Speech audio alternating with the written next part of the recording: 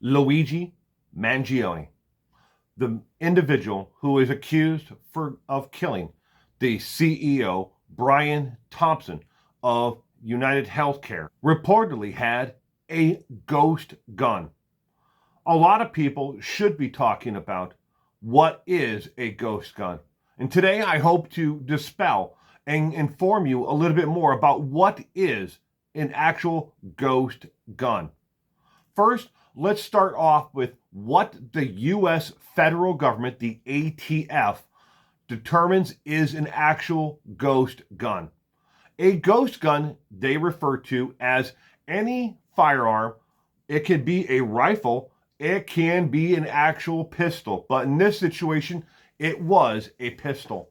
A pistol that is made from multiple parts, that does not have a serial number, therefore cannot be traced by law enforcement at any point at all. That is what they consider a ghost gun. Again, it can be a rifle, but in this situation was a pistol. In a vast majority of ghost guns, parts of the actual pistol itself is 3D printed. Either the lower is CNC machined, which is a machine that carves out the lower part of the actual pistol itself out of a solid block, or the lower block frame itself is made of multiple parts that is 3D printed from a plastic polymer, just like the original Glock or whatever it is manufactured to be a ghost version of. It could be a Beretta, a Smith & Wesson, again, but Glock is by far the most popular.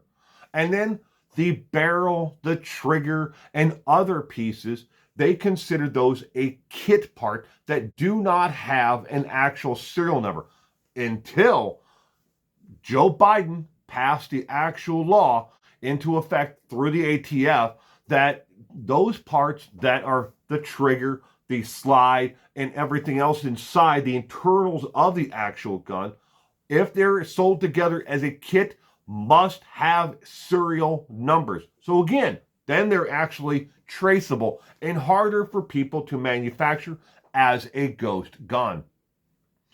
But again, parts of the gun are manufactured. But I want to dispel now some of the rumors and myths there are about ghost guns. Are there 3D printing machines that can do metal parts? Yes. And here is one right now that you can buy off of Amazon. This is a metal 3D printing machine. When someone uses this type of machine to make a gun part, they make it, and it is actually a casted little piece that is made out of a softer metal. But then they can take that part and then bring it to somebody who has a foundry who can make it into a more reliable, stiffer, stronger, more durable, piece of metal. It could be part of the trigger mechanism that they 3D print in metal and then have casted into multiple parts out of a stronger metal. Or it could be the barrel. They can make a mock barrel out of this machine and then take it to somebody who actually knows what they're doing and make a rifled barrel or a screwed barrel, whichever. But again, there are 3D printing machines that do metal. The very first version of a 3D printed machine that I ever saw in my life was Jay Leno, the former host of The Tonight Show. Jay Leno, stand-up comic, has a 3D printed machine that does metal, and he has one in his shop for making rare car parts for some of the more exclusive, like the Duesenberg cars, that they don't make parts for anymore. Especially the Duesenbergs. You can't go out and buy a Duesenberg, head, for one of those motors anymore. So he bought this machine, a much bigger one than the one that I just showed you an example of on this, here, to make the actual head. A much, much larger machine that can make much, much larger pieces. Again, then he took that piece and then he had it, brought to an actual foundry, and they made multiples of it from a cast. But there are metal 3D printing machines. Additionally, when it comes to these ghost guns, where do they get the actual program to be able to? They must feed a CAD program into the computer, the 3D printer, in order to make that actual part. If they're not willing to sit down and do the actual design and work themselves and make the program, there are programs out there that can be purchased online from the manufacturers, the blueprints basically, of the actual part itself. And then they can feed that into the machine to actually learn how to make the actual part. But additionally, you need to understand, and this is one of the bigger myths out there, a vast majority of those people who are making these parts are not going to the manufacturer to get the program. They are acquiring them on the dark web, they are purchasing them with cryptocurrency, or they are having someone else purchase it, what they call a straw purchaser. That is someone who is a middleman who acts as a go-between the actual manufacturer or the designer of the actual part and the person who wants it. They act as a straw purchaser.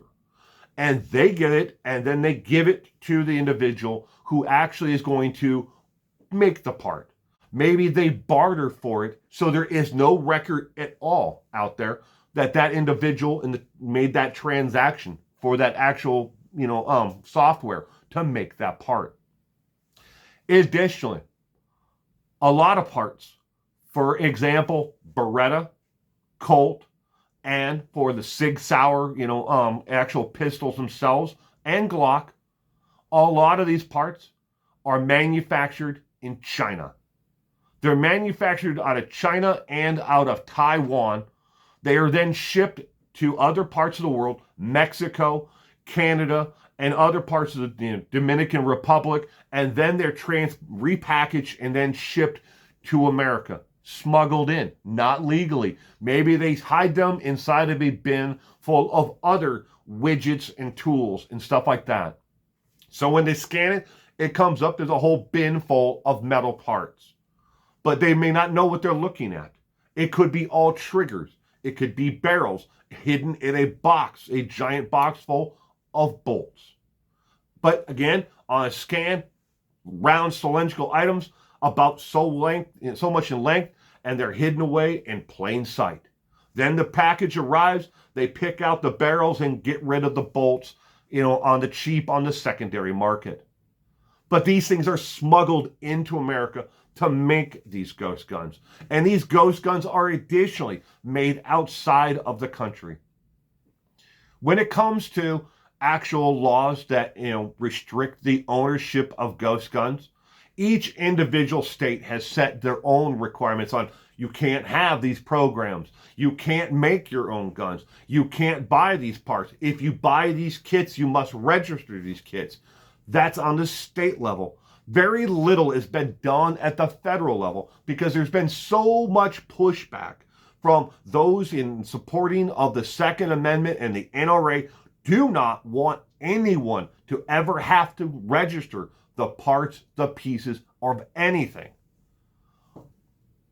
legally. These parts are purchased individually. You, as a Second Amendment supporter, and myself, don't get me wrong, I am a staunch supporter of the Second Amendment. You, as a Second Amendment gun owner, can go to your store and say, I would like a new trigger. And you can buy legally over the counter a new trigger to replace the one on your Glock, your Smith & Wesson, your 6 Sauer, whatever it may be, legally. What do you do with the old one?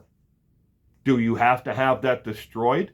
Or do you get to take it home in the box along with your handgun after they've replaced that trigger? Maybe there is something that you just don't like about the feel or the action of the barrel on and you want to get a new barrel. There are barrels, replacement barrels that you can get, again, from the manufacturer. What happens to the old one? It goes in the box. You take it home with you. Now you have a trigger and you have a barrel. What's to stop you from going to a gun show and selling those? or trading them with somebody else you know who is a gun enthusiast. Again, these things happen, and this is how they get out there into the secondary market for people to make ghost guns. The gun that Luigi Mangione used to kill Brian Thompson was a ghost gun. A gun that we don't know if he printed it. We don't know if he was the one who did the final finishing work, but we do know one thing for sure. In the video, you can see that the gun jams. He clears the bullet out and then reloads and fires again, shooting Brian Thompson twice total, once in the leg and once in the back, thusly ending Brian Thompson's life, leaving a widow behind and 3 minor children. This man should be remembered for that. Not that he was the CEO of some healthcare company that may have denied too many claims. He was a real man, a real human being, sitting back and celebrating the life of Luigi and Mangione, and saying, look, one CEO down and 10 more to go, is wrong. But ghost guns are out there. They are everywhere across this nation. And it's not just the United States. Ghost guns have been found all over the world. Canada, Mexico, Europe. They have been found everywhere. And they're made for a purpose. A lot of people out there do not like to register their guns with the government, because the government is going to use a registration if they ever come to confiscate their guns. You can't confiscate what you don't know doesn't exist. So think about that. But a ghost gun, according to the ATF, again, is an unregistered, unserialized gun. Again, it could be a rifle, and it could be an actual handgun itself. The same process that I just went through and talked about for making a handgun can be used to make an AR platformed rifle. The same thing can be used to make a shotgun. Again, parts are made, parts are acquired, and then put together and completed. Thank you.